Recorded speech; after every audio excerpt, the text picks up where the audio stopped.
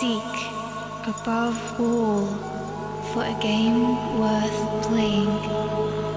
Oh baby, it's witchcraft contagious. I've felt it for ages. We're out of these cages in this house of mages. It's witchcraft, it's dangerous. Beware of these pages. There's spells of all flavors in this house of mages. In this house of mages. In this house of mages.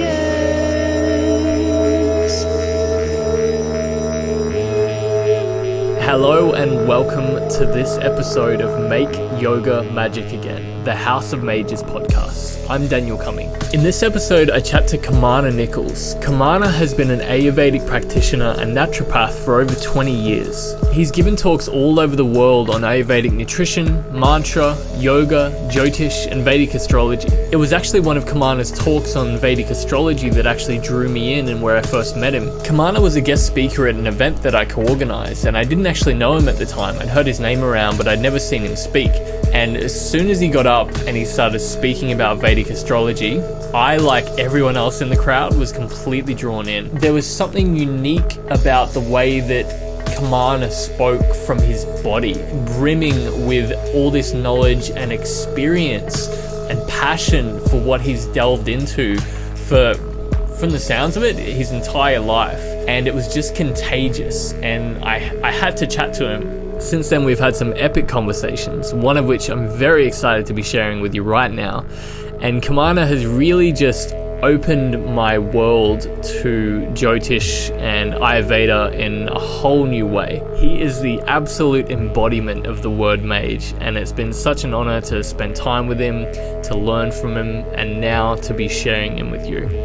So I would absolutely love to introduce Kimmana Nichols. All right, we are live. Kimmana Nichols, thank you very much for joining me, brother. Welcome to the House of Mages. Oh, so happy to be here with you, Daniel. Really looking forward to the opportunity to share. Appreciate it. Yeah, I've been looking forward to this conversation for a while because we've had some brief chats after I went to your talk on Vedic Astrology at the Sunshine Conscious Collective. That's how me and Kimmana met. And yeah, I just remember sitting there, and it was just a really interesting topic that I wanted to delve into anyway. But I just remember just seeing you lighting up, talking about it, and I just wanted to, pick your brain and chat to you about magic and wizardry and basically everything that you do. So really excited to actually have a proper chat to you about it. It was such a great gig down at the Conscious Collective there. Really awesome crew. It was a great vibe. We really got some amazing insights into astrology, enlightenment, and this 12-step journey we all go through. Yeah, I loved that event. Yeah, and for anyone listening to this, Kimmana's talk will be on House of Mages as well, and he is creating a course on Vedic Astrology, which will be on House of Mages eventually. And I definitely want to chat about all of that, but we're going to try to keep, at least half of this podcast to more of kind of Ayurvedic nutrition, because that's the first course that Kimmana is going to be sharing on House of Mages.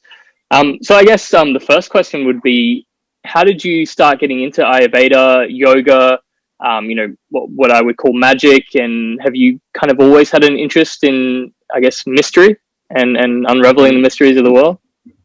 Yeah, well, it definitely started from an early age. I'm the third generation from a whole family of holistic healers and educators that have been into the mystery, the magic, the health, the healing, that side of life for a long time. And how did I first get into like yoga and Ayurveda? It's actually through my grandfather, Jimmy Carruthers, and his wife, Myra Carruthers. Jimmy Carruthers was Australia's first world champion boxer, and he was also a vegetarian and a yogi.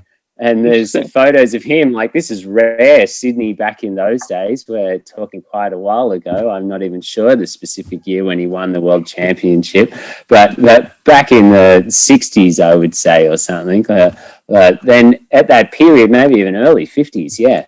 So yeah, this whole ability to tune into your superhumanness, this willpower of the mind, and seeking for that from Indian cultures has been an early inspiration from my family there. And then after that period, I've been to India and studied natural medicine, naturopathy, other different forms. But the original inspiration is absolutely my family.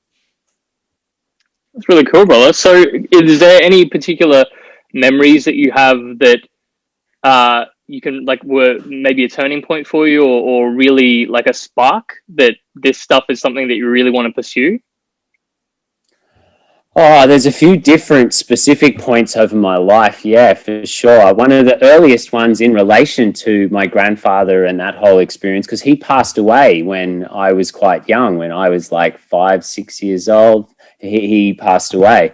And so those memories are really early in that context, but they form the like, wow, the world is so much more. And magic is sometimes associated with loss, death, mystery. It's like, whoa, the unknown. How did something change? And what do we reach for in those times of the unknown?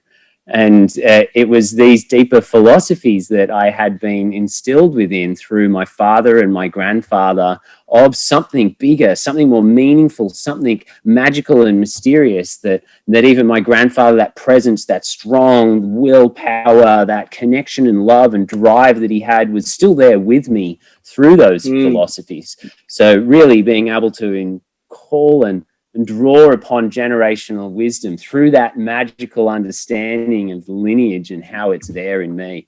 That would be one of the earliest ones. And then as I grew up, my grandmother also owned one of the first health food stores in Sydney. So I got right into food amongst her through that blessing. I'm actually not very good at cooking food because I was so supported with cooks as I was growing up and those things, but more in how to align it, what might be the most ideals for people. And that really sparked my interest in nutrition, food as medicine. And their health food store was Carruthers Food for Thought. Yeah, that's so interesting, brother. Because I'm really interested as well, the kind of lineages and I guess who inspired you, what kind of styles, what authors, because I'd be interested to get your point of view on this as well. Because as I understand it, there's, I guess you could break it into three in the idea around what people think of yoga, right? So we've got yoga, which is kind of like self-inquiry. It's got who am I, what's my place in the universe kind of thing. And then you've got Ayurveda, which is kind of like the science of living, kind of longevity, how to live a good, fruitful life and enable you to seek the mysteries, I guess. But then you've got Tantra, which is kind of, okay, how do I evolve and expand myself, and how do I have, I guess, power to do the things that I want to do and support the people I love and all these kind of things. So, because, you know, you do focus on Ayurveda, but I mean, you've obviously got some experience in kind of all three. So yeah, I guess what are the lineages that you kind of draw from, and do you see it as a similar kind of triplicity idea? Yeah, well? To a certain degree, I do. The triplicity that I use, though, where you had yoga, Ayurveda, I would put Jyotish where Tantra was. Jyotish is the science of light, and Tantra would be a certain years period incarnation of Jyotish, if you get what I mean. Yeah. It's like Jyotish is this divine light knowledge that is spreading this message, this Tantra, this illuminated message to us to guide us through life. And that's what a Tantra does. It guides us and guides our mind. So Jyotish is a science of light that's designed for guiding. In our modern day interpretation of Jyotish, it's often translated as Vedic Astrology, but really it's much more than that. It's a whole system of understanding light and its various ways that it influences magic, our destiny, our karma, and shapes our lives and our minds. So here we'd be looking at those different types of light, those different incarnations, those planetary bodies or movements on a compass, or these things, we describe them, of how they draw in and pull energy in towards a specific place. And therefore that comes to like religious philosophies, and Tantra might sometimes be seen as a bit more of a Venus or sun related philosophy within Jyotish.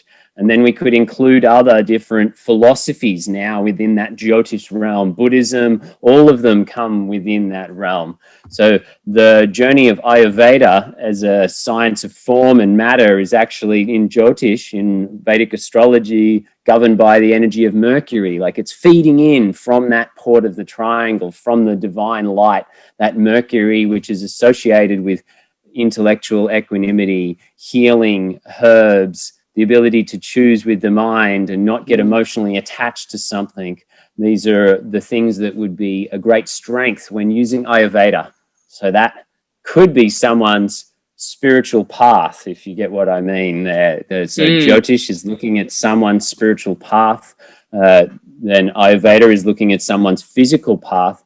Yoga is just looking at the fact that you don't need a path. You are united. You are one. You're already there. You are the self. You've made it. So when I talk about that triangle of scientific wisdom from the Vedic sciences, I often refer to sacred divisions, sacred mathematical divisions that they like to use. So the sacred divisions associated with the triangle of yoga are 1 and 3. You are one, you are inseparable, you are the absolute, you are part of this being that is just the one in the one in the one in the one in the one. As long as you go, it's just more of the same, one in the one. And sometimes as a human that feels separate, you might need a little language of leading separateness to unity to be able to unite your mind with the divine. So division of 1, you are the one. Division of 3, this division, this sacred division in the Vedic is sattva, rajas, tamas. So we polarize back and forth between rajas and tamas, between form and desire, between past and future, to try and find our present moment awareness, unity with the one. That's the yoga, that's the bottom of the triangle. And then they keep moving through sacred divisions from there. Then we'd have Ayurveda over here, and its sacred divisions are 3 and 5. They have a relationship to each other. They're like lenses of how you look at life, these sacred divisions. This one's designed, the yoga one, to lead us to unity. The Ayurveda ones are designed to lead us towards balance and harmony in relation to materialism. We're all human. We're part of the material form. We've got to move through resources in and out of the being and move them around. And that's how we can define balance and harmony, through 3 doshas, vata, pitta, kapha, and 5 elements. Ether, space, wind, fire, water, and earth. They're the sacred divisions used here. Now, part of this podcast is also because we're introducing the topic of this Vedic nutrition course. Essentials Ayurvedic Nutrition is what I really look at it as the label. Yet when we get down to it, it's sort of like unfolding the messages of the heart, where we're trying to get back to this heart that can tune into its own intuitive state, that can tune into the magic of the moment. And it's those sacred divisions of yoga are the first key to that. So we'll be learning about that, sattva, rajas, tamas, inside that course. Because when we get towards that sattva, that harmony, that present moment awareness, we realize the unity of the one. We're guided by the magic of the heart. We're guided by this intuition that's constantly there. When we're experiencing more tamas and rajas, these polarities of form and desire, then we cloud our heart, the ability to perceive the magic, to realize that, the spirit of my grandfather is still with me, is clouded. I can't feel it and experience it as much anymore. Whereas part of that course is about seeing what in your diet, in your food, in your lifestyle is clouding your heart. What tamas and rajasic influences could be influencing you in a challenging way, and what tamas and rajasic influences might you want to keep? What are important? They're still part of the picture. You're still part of the creation. And then in the Ayurveda sense, we'll go a little bit into the 3 doshas, vata, pitta, kapha. I hope this wasn't too much of a sidetrack, but now we need to continue into the other zone there. So we won't be covering so much of the Jyotish until later chapters in this whole Mage's journey together. Yet we'll look at that nutrition, introducing the earlier sacred divisions, 3 and 5 elements and doshas within that course. And then in the future, we'll start to look at these higher divisions that come from Jyotish that would include the messages from Tantra within a archetypal system, if you get my meaning there. Now, 9 and 12 or 7 and 12 are the most likely divisions used in this Jyotish direction. Well, that's the thing I think as well, that I really want to touch on as well, that it's so important to practice, to intellectualize this stuff, but then actually absorb it into the body and to practice and to take bite-sized pieces and absorb it. And especially like the idea that you were talking about, union and separation, they're, when you intellectualize it, they're completely different concepts, and people can't understand or fathom the idea that they might be the same thing, like the whole paradox. And like paradoxes, I don't think can be intellectualized. They need to be experienced. And it's almost that like hovering on the edge type of thing, for me anyway, my experience of a paradox. And I think that's why, the idea of like armchair magicians or armchair mages kind of read a lot and intellectualize stuff, but they're missing the point. And that's what I really want to come back to a lot, is tracing it back to the intention, because I think that's what you're saying as well, breaking all these pieces down, and saying these are the intentions that we're doing, and these are the expressions of it, but each person's expression of that is different. Because I had a lot of aversion to the idea of nutrition for quite a long time, and I think this is good for me to get back into it from this different perspective, because years ago I started studying a bit of nutrition, and at the time I was also getting into veganism and starting to become vegan or plant-based at least, and just looking at the general mainstream idea of nutrition, I was like, everything's a lie. It just didn't fit. And and I guess there's one size fits all idea in a lot of the Western nutrition idea. And I guess trying to break that down into a way that I guess is adaptable, shifting, changing, and individual, and as well that can be linked to all the other practices that I guess I was doing. So yeah, it's nice to actually come back to this idea. But I guess as well, I'm really interested in your personal practices, because everything that you just said is, a lot. There's obviously, I feel like we need to do a whole bunch of podcasts to cover all these different things. But where would you suggest someone to start? I guess from the Ayurvedic, both from an Ayurvedic nutrition perspective, but also to start practicing to link to all the other things, all the other pieces of it. What are your personal practices, and where would you suggest someone start? Yeah, if I look at suggest to start, it's in those simple divisions, sattva, rajas, and tamas. Just look at those polarities in life, in food, in your daily habits, like tamas being rest, rajas being activity. So as an example, in my daily practice, I'm just about to do this podcast. I've made time for 30 minutes before this. Yeah, I had tax meetings and sessions and all sorts of stuff that's on today, but I made sure I could drop down. I took my nervous system into full tamas. I got horizontal on the ground, and I went into inertia, stillness. I thought about my body, my form, my physicality, and through scanning my mind through my body, I was able to keep my body present here in this form, my mind present here, and relax. And I come into this and I'm in rajas, activity. What's the question? What's going? Nervous system stimulation. So our biggest thing to learn about is how that is happening to some degree with everything that you do. There is tamas and rajas with everything that you do. Inactivity, activity. Each food that you eat gives you either dullness, slows you down, makes you want to lie down, or amps you up, charges you, gives you desire, activity, direction. Understanding what is your nature. Are you predominantly tamasic more? Do you want to lay down more and just chill? And then maybe you don't want to eat as much of those foods. And it's exactly what Daniel's saying here. To really get this Vedic wisdom, we're really getting self-responsibility. We're getting that I can't give you the eternal practice. All I can give you is this will be pretty good, and this is the lens of how to be able to look through it and guide when I'm meant to move into that more intense practice, into that down. I'm not meant to eat this food all year round. I'm meant to listen to seasonal cycles. It seems like so much to take in. But once we learn a Vedic system, a Vedic language, we realize it's all just ebbs and flows. It's like, of course winter is tamasic. Of course it's drawing in. It's introverted. It's more about the body and the home. Of course summer is rajasic. It's extroverted. It's outwards. It's drawing into the world and having these cycles of going for it and energy. So it starts to just make common sense. So once people have learnt those things, they realize, oh, there's this ebb and flow that's constantly guiding. Of course, nighttime is tamasic. We draw in, we sleep, we lay down. Of course, the day and the morning is the peak of that rajas. So when we look at this cycle, we're like, oh, what do? I exercise with rajas in the morning. I'm up by doing some movements that are really stimulating the body. I'm meditating, dropping the body down at certain points where I need to get that rest as much as possible.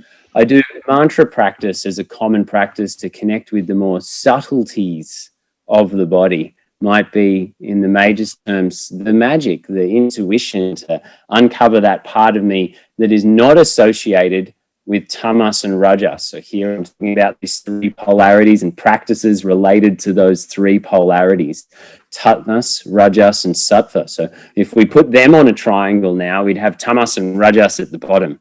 They're like the human polarities that we just like to jump back and forth. I'm not doing anything, I'm doing lots. I'm doing nothing, I'm doing lots. And this sattva is the present moment awareness. In the element system, it's related to our heart awareness, to our subtle body, to our ability to listen, to sit in stillness. So I make sure that every day I try and get in stillness time. I just fully listen. I do a mantra practice. I give spaciousness in my food. I try not to eat too many tamasic, heavy foods that dull me down. And I listen to my body for that subtle dance of where it's going too far. What are the most tamasic foods? What did I just eat? Yeah. I look at my awareness of desire and find a balance with that, with those rajasic foods as well. Yeah, and I just want to touch on a couple of key points that you said, especially about listening and self-responsibility, because that's the thing as well. I think, you know, a lot of the time, for so long, a lot of us have just been told that this is the way that the world is. This is the way that, you know, nutrition works and your body works, and it's just not working for so many people. And a lot of people's bodies and life in general is screaming at them, but they can't understand what it's saying because they haven't developed a language. They haven't learned to listen. So some people are learning to listen. So I think a lot of people that have meditation practices are kind of sitting and listening, but they just haven't developed a language with their body. So the body's trying to tell them things and they're just trying to decrypt it and figure it out. And I think Ayurveda is perfect because that's what I see magic as, right? It's a form of communication. So that, you know, I work with the runes a lot. Runes are essentially just a language to communicate with my inner and outer world. And I think a lot of people are craving what Ayurveda can give them at the moment, like a language to communicate with their body. And I think it's just, such an important piece at the moment for people to get this language. So, what's your kind of take on that? Right on, Daniel. That's exactly what I teach people a lot about, is that ability to listen to the signs of the body, listen to what those signs and symptoms are telling us. They're literally like the body holding up signs to go, this is what's happening inside the body mind right now. And this is how you can adapt and listen to the flow. You've gone too much in the rajas direction. Oh, you've gone too much in the tamas direction. And once we understand the signs, otherwise we're just like, what does that mean? I don't know. They're speaking a different language. But if we know the language, and it's built into the divine law, like just because I teach it for your body in Ayurveda actually means you know it in relation to your business. You know it in relation to weather pattern. You now know it in relation to the whole of creation, because the language itself is a signs and symptoms related to how qualities function. Heat, cold, dry, moist. These opposing qualities teach us about it in food, in weather patterns. So it creates this unification connection. It's like, oh, I got that sign. There it was, loud and clear. And the things that can balance it are these. The things that imbalance it are these. So it really gives that empowerment back to the person. It's like having a constant little radar to check in with. And the radar works stronger the less tamas and rajas are clouding that energy of the heart. So excess of those two will decrease your body's ability to listen to the tiniest messages, to go, oh, it was really subtle. I didn't need the big massive sign or the huge skin condition on my body or the relationship breakup, to see that dosha, that defect, that challenge forming and building already in the relationship, in the body, in the business. We're able to tune it in and guide it into the most positive direction at an earlier stage. So I think that's the magic of life, isn't it? That change in the unknown, going that, oh, it's moving in this direction. Everyone thinks it's moving in that direction. And then all of a sudden, now it's going in a different direction. You didn't notice it, you didn't see it, and whoa, now we're going in another direction. And it's our ability to tune into the moment with these signs that allow us that quick change. It's interesting in Jyotish, in Vedic Astrology, the eighth division, the eighth house, is the one that's associated with Ayurveda. It's called the house of Ayurveda in some texts. It's definitely associated with therapy, and it's also called the house of death, the house of change. It's associated with this like boom, quick change. Who needs to live? Who needs to die? And if we don't have some good signs and feedback loops at that point, that equation of life, that eighth house dynamic, who needs to live? Who needs to die? Gets really difficult for us. It can be one of the most challenging houses. And it's said in Ayurveda, the eighth house, in Vedic astrology, the eighth house is the most associated with suffering, hardship, because it's either you did have the signs or you didn't. And the evolution from there, from the eighth house to the ninth house is associated with the house of yoga. So you asked me about Ayurveda and yoga within this context. I'm making this link here. We're making this spiritual evolution as we're moving through the houses, different lessons as we evolve to enlightenment. So the eighth, ninth lesson that we're shifting through here is this lesson of trust in the unknown, looking for the clues, but not fully knowing. Having to be like, oh, there's a sign that said me this direction, but I've never been there before. I'm going to follow it anyway. I'm going to listen to this dynamic change, this shift. It's not the way I thought. I've come up against something. There's a clue. There's always a clue at that eighth house dynamic change point that's going on. Our ability to read the signs easily, trust in the unknown, and go for it is this evolution to the ninth house, union. That's the yoga, the full trust in where we are. The eighth house to some degree is a little bit still like, oh, I don't know. Where am I at? Maybe it's this. Let's try something. Am I going to unite with the eighth house? The herb has to die. And through that unification, life and death, who had to die in order for me to live? And I took it, and now the herb united with me, ninth house. I listened to the sign right. It united with my brain. Maybe it was some Brahmi, made me more conscious and aware in my mind and able to focus and communicate well. And that's the ninth house evolution. Listening to the signs well at that moment brings in the next ninth house. Or we don't listen to the signs. We don't see them. We don't have any language. And we go through the eighth house, full experience, death, loss, yeah. And that starts the house cycle again. Each moksha point, 4th, 8th, and 12th, are about going through the recycle of the lessons. We all need to cycle through them in various ways. Comes back to a body-based lesson.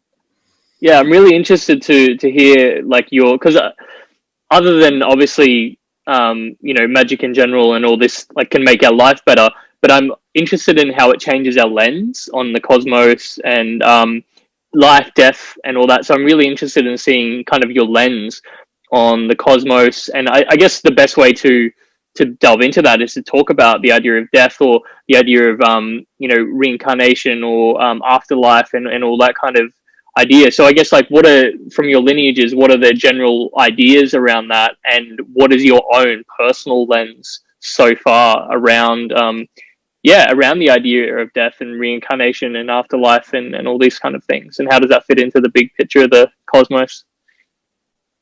Just a little question. In the Vedic belief system, it's a huge one. We'll narrow it in through a few layers. In the Vedic belief system, they do believe in reincarnation, and I do believe personally that we reincarnate. I don't know if I have strong beliefs in my beliefs for a really good reason. I choose to have my beliefs because they serve me well. And I choose not to believe in them too much because that would stop me from learning. It would put me in a closed box, and I wouldn't be able to. The way that I look at life is I go, that's cool. That's the best idea that I've heard about so far.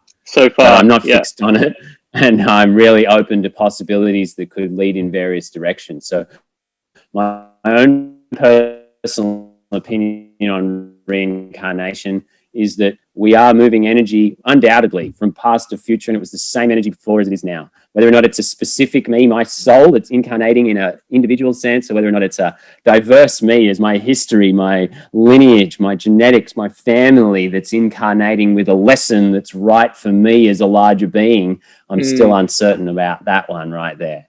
And that's also a little unclear in certain texts as well. So that's part of why I mentioned that at that point.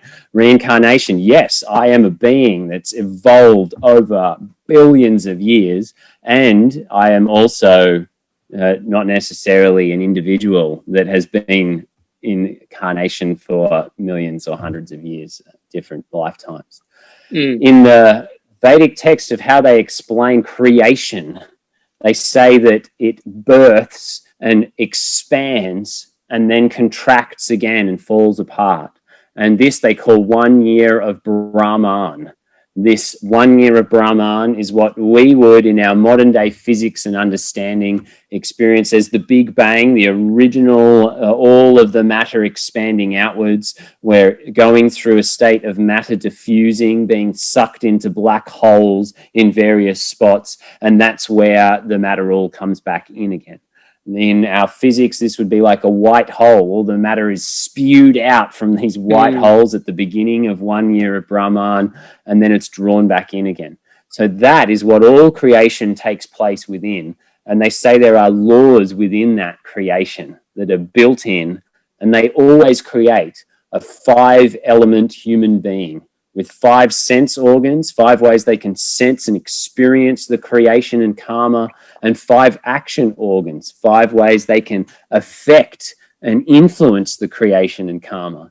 Besides that, it's our free will that we get to use throughout this 1 year of Brahman. Here we go. We've got 1 year to live what we experience as billions of years, to live and die. So this cycle of life and death is built into even the cosmos and the larger being. Yeah, well, if you look at suns and black holes, right? Like a sun, expands and then eventually it collapses and sucks everything into a finite point, gets really hot and explodes again and expands. I mean, it kind of makes sense. And it's interesting as well, you touching on that, because I'm really into, obviously, like Indo-European kind of mythology, Norse mythology, but we've had little conversations about this before, because of the Norse gods are named after the current days of the week, and you talked about the days of the week attributed to the planets, because a lot of what we've lost over the years has been, I guess, Anglo-Saxon, English, Indo-European, our belief systems and things in the past, but yet in the Indian texts, we've still got a lot of it intact, and it's obviously passed on a lot more as well. It's more of an unbroken tradition. So do you find that there's a bit of a linkage there? Have you looked into, I guess, the links between the cultures and how these belief systems link up? Because the mythologies in particular are very, very much alike in the creation system. Yeah, I would say that a lot of mythologies share a common root, and that first common root is Jyotish. Whether we've given it a Sanskrit name here, we're talking about the divine light that is guiding and sharing philosophy and information through creation. It's built into the laws. It comes through and it teaches us through that ether element, that heart space, that intuition. It's constantly sharing. So beings across Earth have been getting downloads from that Jyotish wisdom, from something beyond something that we share with each other. Now, in the Vedic things, they say the rishis, the 7 rishis, created these ancient texts, the Vedas.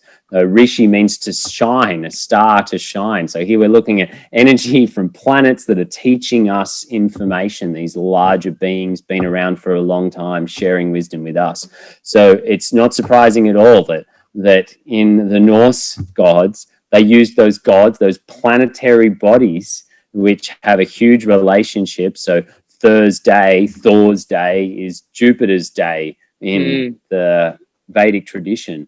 Moon's day is Moon's day as well. So I don't know the Norse god associated with the Monday there, but you see a similar archetype. We've got the same 7 days of a week that are going on. We've got 7 planetary bodies that reflect light back to the naked eye. It's only 7 of them: the sun, the moon, and 5 other planets that you can see with the naked eye, representing these 7 key lessons, the most important. Remember I talked about Jyotish, it's either 7 and 12 or 9 and 12 as their key ones. So here we see the 7 days of the week, showing again the Norse people, philosophy believed that these 7 things were so important for us to be able to be reminded of on a weekly basis, that we should devote our lives to this archetypal rainbow of wisdom, if you get what I mean. That's splitting apart wisdom into these different categories. And it's all teaching us unity. It's always about the 7 in the one. 7 in the one. It's trying to lead us back to that one. So I believe that there is a huge relationship. And I don't know enough about the Norse to be able to draw lots of relationships straight away here, more in the context that knowledge is universal. It's being spread. And we see masses of sharings between those different places and similarities that are going on, such as the days of the week and the planets and their belief in something bigger than themselves and these gods being pieces of that whole. Yeah, because I think that's the thing as well, because they did get Christianized at some point, which is a positive in a lot of aspects, because they wrote down a lot of the things that they carried on, but also they lost a lot, and a lot of things kind of got shifted and transposed and passed on. But I think that's the idea as well, that we're looking for pieces, almost like an organ transplant, and it just seems like the Ayurvedic, the Tantric, these traditions, they just fit in so well in the gaps that we're missing as well, with a lot of these like kind of Celtic traditions, all that kind of branch of traditions and practices. Yeah, I would agree to some degree, because we've had that 5,000 year unbroken lineage of written texts that have come through from the Rig Veda to today. Many scholars believe them to be the oldest written book-like texts, not a stone tablet, but a written book-like text that we've preserved today. It is the Rig Veda, and the wisdom from that Indian subcult Pakistani area society, the Vedic culture that existed a long time ago. And they were so intent on an integrative system. That was their key thing. So it allows any other philosophies, once you understand the deeper roots, you're not looking at the exoteric practices of the Vedic society and necessarily using their gods, but the esoteric meanings behind those energies. And when you understand the esoteric meanings, that is interchangeable into every different philosophy of life and gives depth to it, because you've got an unbroken lineage that has used that as their system, an integrative, all-inclusive system for so long. And this one, I think there's such a difference in people that actually practice these types of things and people that just kind of intellectualize it or just read about it, because they see it as these separate cultures and they see it as these separate practices, but they don't see the underlying intentions behind it. What we're talking about before, the different expressions, that's how the different cultures have expressed this same essence, this same light, this same idea, but yet we're all like, oh no, that's very different from that, and that's very different from that. And people get really frustrated. I get really frustrated when people aren't understanding the intention behind it and why it fits in so well. There's a difference between just like hodgepodge and throwing everything together, which people do in practices a lot these days, but also there's a reason behind why certain things fit, and I think it's that's very connected to it. Absolutely. Yeah. It's a beautiful connective system. Integrates many, and you can get greater, deeper insight on all sorts of religions, philosophies, and practices through it. But I also like the scientific aspect behind it as well, because obviously a lot of it is very esoteric, but I think a lot of the practices carry on to a lot of different traditions as well. I found it almost like the center pillar that helps you delve more and embody any other belief system more. It's because I guess I feel it's less dogmatic, because obviously there's a lot of the mythology and stuff around it, but it does, I find, fit in well with a lot of different systems, because especially yoga and Tantra and Ayurveda, because it is just trying to unravel the mysteries, I guess, as far as I understand it. A classic example of this would be like the integration of Jesus into Hinduism.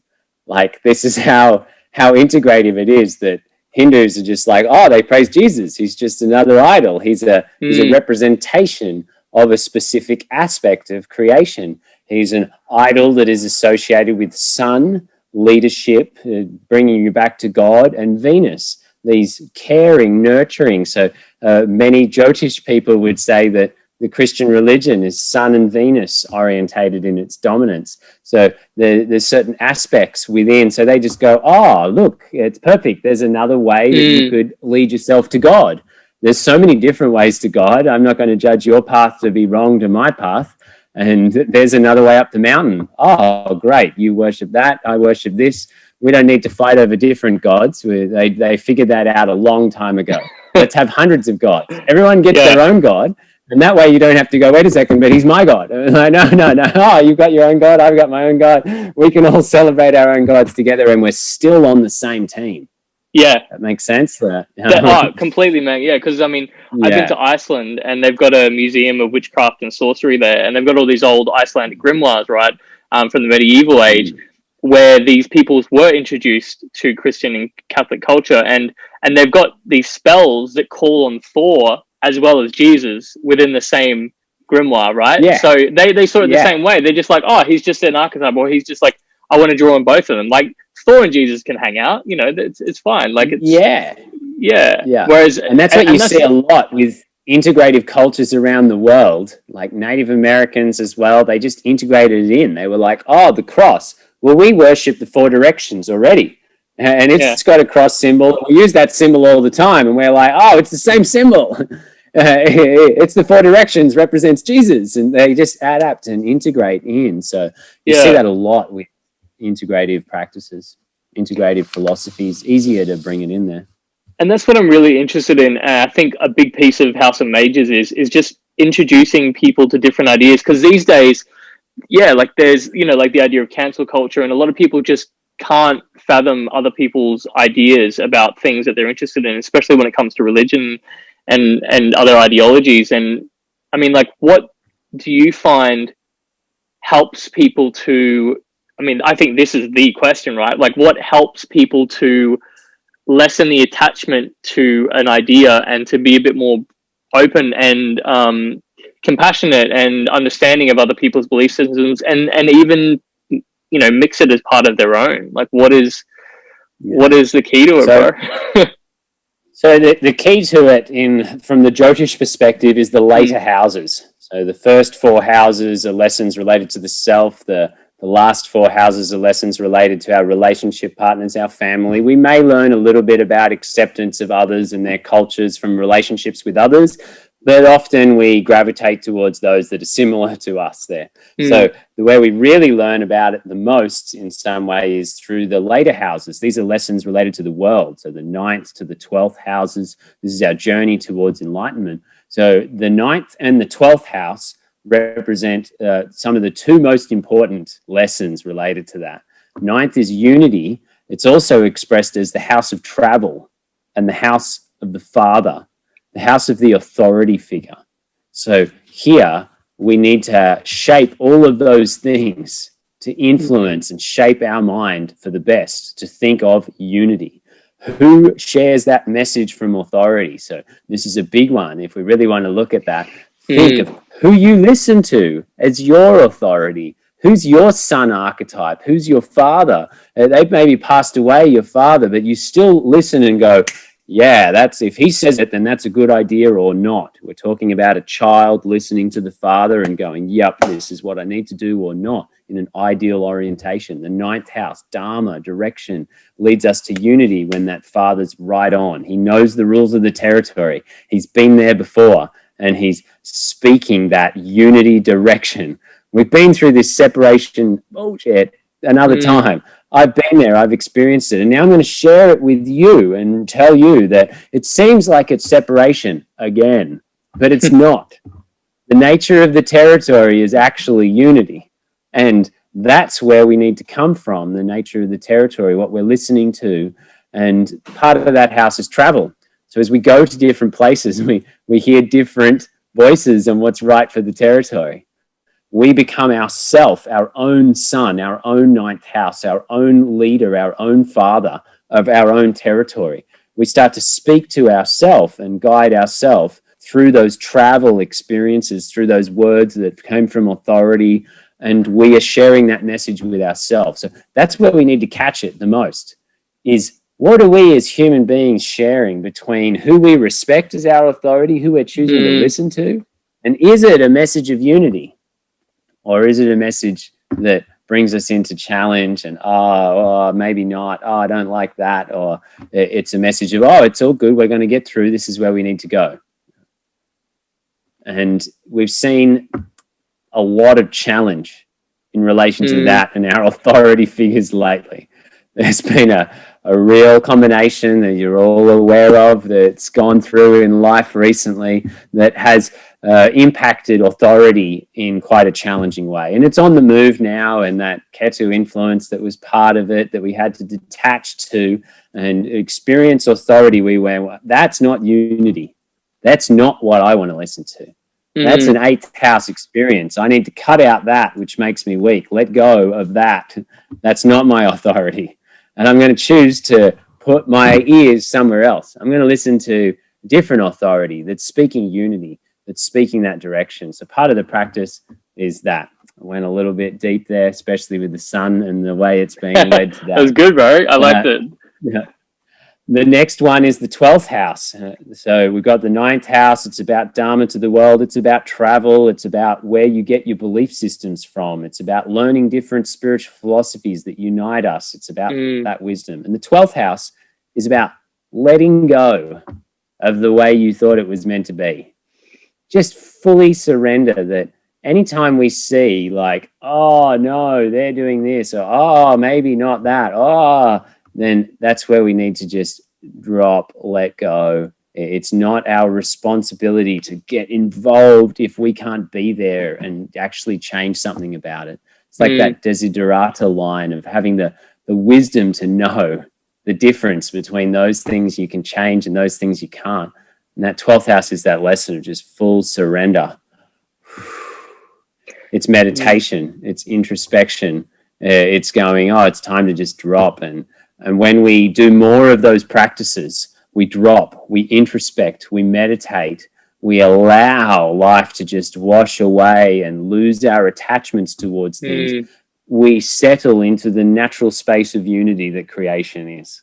It's that tamas rajas that comes with attachment to the old, desire for the new, that'll stop us from being in that full present moment awareness, tapped into the now in that unification sense.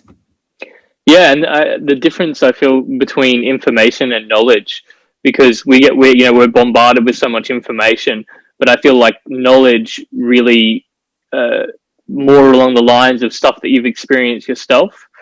But the thing is as well, we have this like bombardment of information, but also with the algorithms of social media and things these days, the idea of confirmation bias. So we might be exposed for some information, and then we search a little bit more, and then just more and more is fed it, and then these algorithms kind of just show us more of what we're looking up already, and it just perpetuates that. And we might have no personal experience of this matter, but we've got so many opinions on it now that it becomes a reality for us. And yeah, I think it's a tricky situation, because it's almost like you have to get in early, so people, teach people critical thinking is an important part, I feel, of House of Mages, because there are some amazing things out there, and sometimes we can get a little overexcited and fanatical about these ideas. But I think the best way that I feel like the universe generally does it to me anyway. I feel like those, I kind of get really, excited about an idea, delve fully into it, feel like I'm really embodying it, and then, the universe kind of, throws me a curveball and then grounds me, humbles me, and then I come back to where I started from and a new perspective. And I think that's why you were touching on it earlier, the unknown. And that's, Yeah. I think, a big piece of it as well, in my experience, is that I will never know. Like, I'll only, constantly trying to figure it out, because I feel, and I want to know your perspective on this, I feel like the universe has this sense of mischievousness, because I feel like as soon as I'm close to figuring it out, it just like shifts, or as soon as I try to grab it, it slips between my fingers, or as soon as I feel like I'm looking this way and everything's over this way, it kind of like sends me a curveball this way. And it feels like it's, even when magic works, it seems to always work in a way that I don't expect. It's like it slips through the shadows. Like I've got lights beaming in every direction, ready to see how the universe is working, and then it finds a way to slip into a tiny little shadow. And it's just always, it's always just, if that makes sense. Absolutely makes sense. When they, in the Vedic mythology, they talk about Kal being the being that is governing this realm of time that we all live in. So that 1 year of Brahman that we're talking about, that's all within the realm of Kal. And he was given this time to govern, and one of his roles was to keep people in here for as long as possible. And we think, what? It's like a prison. Why are we stuck within this thing for as long as possible? And really, in the sense of the gods, the deities, whatever you want to call it, the larger universal intelligence that created this, and Carl and the whole thing, it's more like a kindergarten. It's more like, are you able to really have the ability to use the potential of magic that you have? Well, let's check and see. Because in this kindergarten, I'm going to give you only 1/100th of your percentage of power possibilities. And I'm going to take you through cycles of lessons and lessons and lessons of going, are you working for yourself or are you working for the team? What are you doing with that magic? With that ability to shape and influence both your being, all of the beings inside it, bacteria, cells, your environment, all the beings around you. You are magically shaping the direction of Kal creation time with your abilities. And it's this cycle lesson that's built into the creation to go, are you ready for the next grade? You're going to move beyond kindergarten. And it just keeps on giving us that cycle test. So Carl's responsibility is that you can't see the next realm and how it works from in here. While you're in this zone, it's a creation law according to the Vedic system that we don't see it so easily. Unless you are the enlightened yogi that goes beyond the realm of Carl. And in the Vedic system, a lot of the cultures and different philosophies that come in there, this one's coming from a Sikh saint by the name of Kabir. His belief system is that most beings that can move in and out of that realm were already from the other realms, and they chose to come in. And it's only we that move out over time. When we go out, we could choose to come in and out. But beings that are here, that can also at the same time experience and know what's beyond time. We're already from beyond time, already graduated kindergarten, and we're just coming back in because they wanted to come in for a while, if you get what I mean. So they're the full mastery mages that have gone beyond the realm of time and have come back in for a flash. Meanwhile, there's you and me, there's the humans down here, going through our spiral lessons of how much can we empower that magic, learn more, to some degree prove that we are ready to transcend, that we are ready to unlock the full potential of our power, that we're ready to understand that bigger mystery. And until we're there, it's going to be lots of spirals to get us there. Yeah, because I want to ask so much around that. Right? Like, I know it's tricky because I can't fathom what the next existence is because I'm in this existence. I mean, I've had like moments both in very deep meditation and breath work as well as psychedelics, but I I still feel it's all here. I don't feel like there's almost somewhere else. It's just, I guess it's language that we're using as well, but I'm interested in your point of view of what that transcendence means, because I kind of feel like everything is constantly recycled. I guess what I'm currently interested in is the idea of continuity, like, because if we're all from, the same pool, right, or the same ocean, and we kind of get precipitated, and then it starts to rain, and we're in individual droplets for a little while, right, experiencing everything else, but then we come back to that ocean again. How do we, like, what's your perspective on, I guess, the collective unconscious? Like, do we grow almost individual souls, that we take different parts of ourselves ongoing? Or with the idea of reincarnation, are we all just, were we every person that was incarnated? Or do you think, so when we talk about reincarnation, I guess I'm going on tangents, but I'll ask a specific question. When it comes to the idea of reincarnation, I kind of see two different ideas around it. One, that we're individual souls that have been through our ancestors or things like that, been reincarnated, or we're all from the same pool. So I was essentially everyone that has been before. I was, and you were. I wasn't individual souls. Is that making sense? Is like, what's your kind of perspective on that? Yeah, so I'm going to touch on a few things there. The first one, in terms of like, do we transcend? Does that mean we go somewhere else? It's like, no, the Radhaswami belief systems, those things, transcendence is here right now. It's boom. It's just a different vibrational field that is beyond time and space. It's right here. It's not like, oh, you go to somewhere else. In the lineage that comes through my father, it's the Radhaswami Satsang lineage from Bias, and they talk about the levels to creation, the one we're in right now, the one just above us, the one just below us, and they're all in the realm of Kal. They're all in the realm of time. They're all subtleties of vibration, and us as human matter and form is only in that one. But there's subtleties that are still in time, moving into our realm, and subtleties that are still in time, moving into our realm, that are on either side of this dimension, for want of a better word.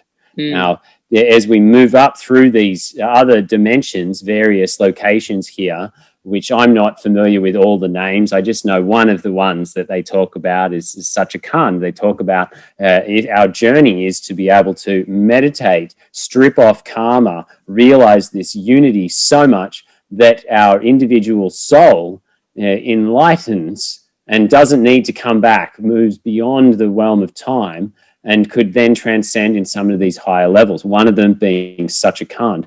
And I know Babaji has said many times, when people talk about going to Satchikhand as if they're transcending, they're going up through ladders or something, he's like, no, Satchikhand is here. We're not going anywhere. You just releasing layers of yourself that are holding you here to the form and time. And then you experience something different from here where you are. So in their belief system, they are individual souls that are going through this realm of the journey. And to some degree, there's a bank point checking system that's going on what that soul has gone through and what it needs to merge through. Now, in that same philosophy and many other Indian philosophies, they also talk about this karmic lineage that's related to 7 generations forward and 7 generations back. So your karma is related to and influenced from 7 generations back, and what you do now is influencing 7 generations forward. So if that same philosophy is present with the other one, then we go, wait a second, that means there's some sort of group pool that I'm drawing from as well. I'm coming from a pool that's not just me. So we get a bit of this that's going on within the Vedic belief system between an individual incarnation and a group pool. And then you start to look at it and you go, well, of course. Do you think you're an individual? Like, there are more bacterial cells in your body than there are human cells in your whole body. They're all individuals too. All those cells got their own little brain. They're all individuals too. So how could we not be a pool at the same time? Does that, you know what I mean? So for that, that's why at the beginning I'm like, oh, I I'm not 100%. Within the system, we see quite a bit of this individual soul that's incarnating, and that is the way most of the traditions pointed out. And yet, we also see these little side loopholes, like 7 generations forward and backwards, means that I'm sharing karma with my whole family. I didn't incarnate as them specifically, but somehow I did, and I am working with it. So there's this group collective karma, energy, being that we are constantly dancing and possibly interchanging with, just as you over your life is probably sharing cells and experiencing and breathing out things that were previously you, and now they're breathed into someone else, and we're sharing different beings through that regard. So too, I think that we would step in and out of shared and individual karma over our lives, in the sense that possibly, again, this is not Vedic, this is me making a practical example, possibly we were both the same being thousands of years ago at a different point.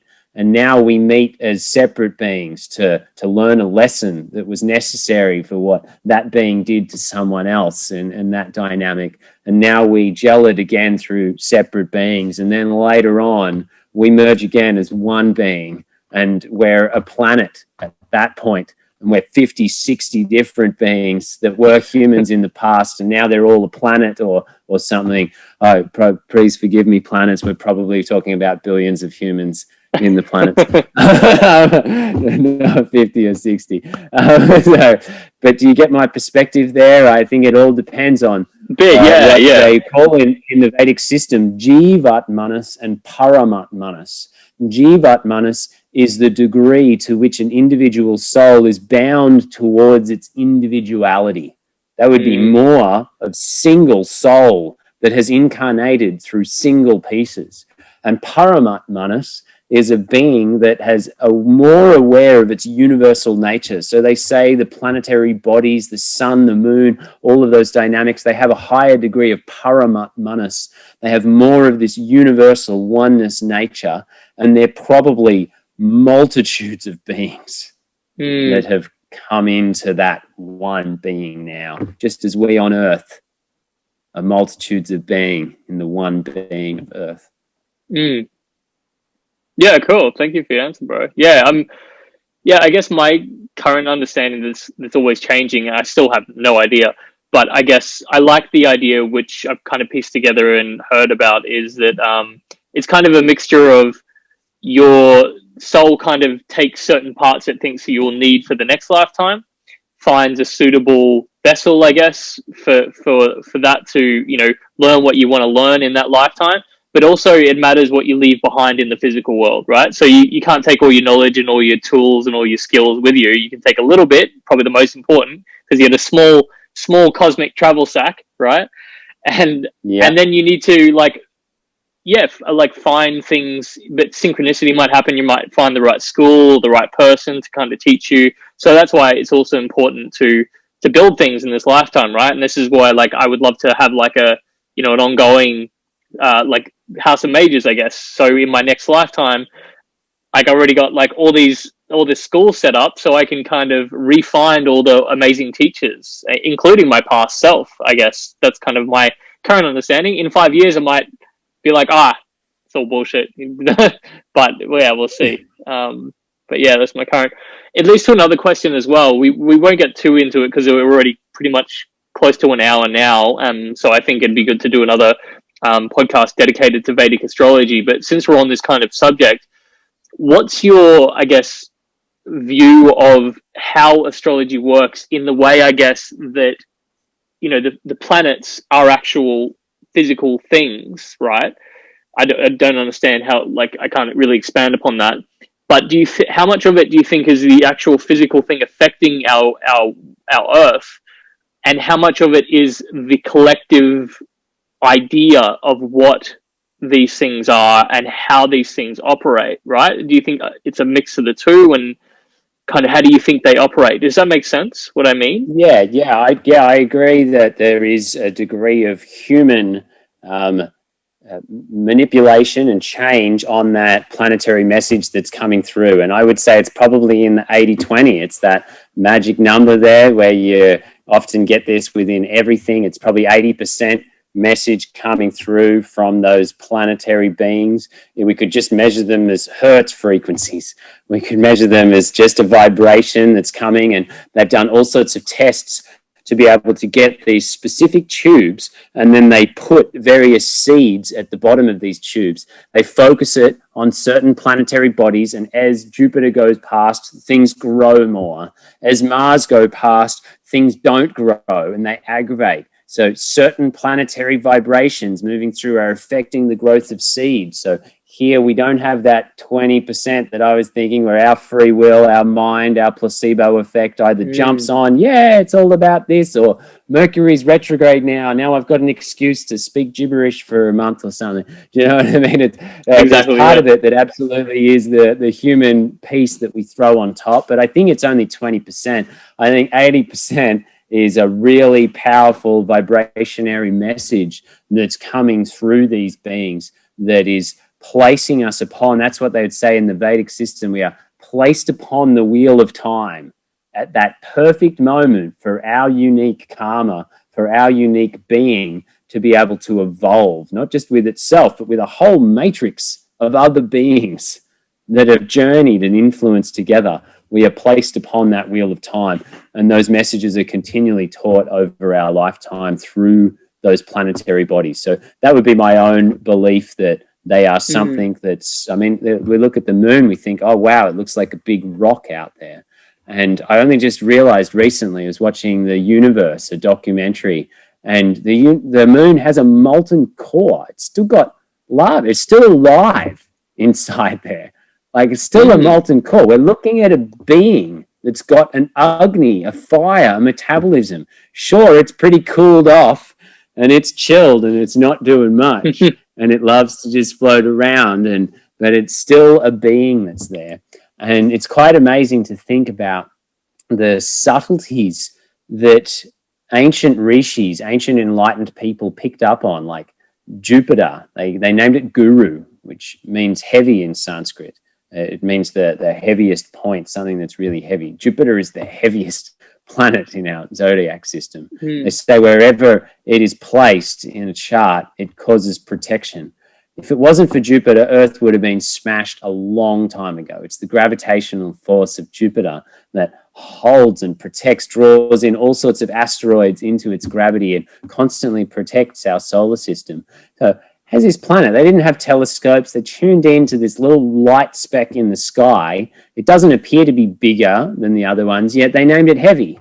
And they knew it from a heart intelligence that was shared with them, from a magic of divine light that was coming through them, from a Jyotish, a light science message that was built into creation, that was designed for us to go, oh, there is a Jupiter, a guru, a gravitational force that draws me into them.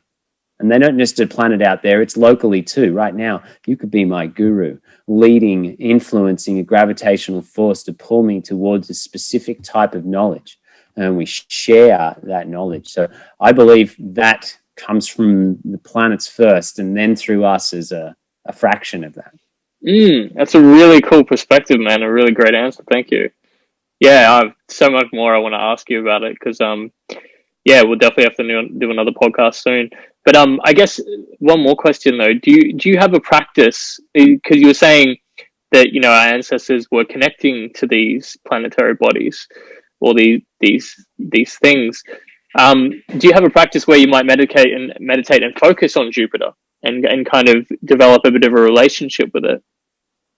Yeah, I generally use mantras specifically for that. So I work with certain planetary mantras depending on what the person might need in their chart. We go through certain times where it's easier to connect with those planets. As a simple one at home, people could totally just meditate, see the planet, work with it in a visual sense. Yet with the Vedic Astrology chart, we'd choose a timing period related to an astrological timing, and they would predominantly work with and use that mantra, that sound vibration, to increase the antenna. It's like, oh, I want to tune it to the same thing so I can listen and get the download more. I'll use a mantra that'll tune me into that frequency. Now we can harmonize together. So much I want to ask you, bro, but I'll leave it to the next podcast about it, and I'll just make a list of all these questions. But yeah, I guess just to kind of lead out to come back to where we started on the Vedic nutrition. I guess what would be the type of person that would want to delve into this course that you're going to be sharing on House of Mages, the Vedic nutrition? Yeah, it's anyone that has an interest in food and its relationship to spirituality and balance. So a lot of different nutritional philosophies are really just looking at the body. They're looking at the vehicle. They're not looking at its relationship to life, purpose, creation as a whole. So this course for the nutrition enables you to be able to assess those questions of spirituality, morality, and body balance. That not everyone needs to be vegan, and yet everyone needs to try a bit. Everyone needs to understand where is the direction of how much I can have a diet that supports the larger being. And what's beautiful about that is that when you do that, it naturally nourishes you more. The larger being goes, you're getting the lesson. You're working for the team. Now I can give you other ways to build up and karmically nourish your life. So it's for anyone that's interested in nutrition, in a bigger cycle of life purpose and balance. And we'll also teach a little bit of Ayurveda, some entry-level Ayurveda on the doshas, lifestyle therapies in there as well, and what foods might be best to dominate with for each dosha too. Awesome, brother. Really looking forward to it. Well, thank you, man. Is there anything else you want to anything else you want to say on the subject, or anything else you want to share before we wrap it up? Mainly, I'd just like to thank a lot of my teachers. I haven't had the time to be able to really go into that in depth. There's such an array of different lineages that I've drawn together in that regard. So if you go onto my website, kimmana.com, you're able to see the full list of my teachers there. In relation to yoga and Ayurveda, Dr. Nilesh Tari is definitely someone that I would be thanking. Barbara No as well, that I founded the Thai Vedic Yoga School with, would be a key highlight. But I'd love you to check out all of those teachers and honor the lineage where this knowledge has come from. Awesome. Thank you, brother. So and if anyone missed those, that you can find them under Commander's profile on House of Mages as well. So I'll put all the links in there. Awesome, brother. Well, thank you again. And looking forward to our next chat about Vedic astrology. Sounds good, brother. Thank you so much. Lots of appreciation. I hope you've enjoyed this episode of Make Yoga Magic Again, the official podcast of the House of Mages. I'm Daniel Cumming. Thank you so much to Kimmana Nichols for being my guest for today. If you're interested in what either of us are doing, you can head to thehouseofmages.com. Otherwise, there's also direct links in whatever podcast platform you're listening to. We have an online school of yoga and the magical arts, and we'd love for you to be a part of it in whatever way suits you. Thank you again, and remember to make yoga magic again.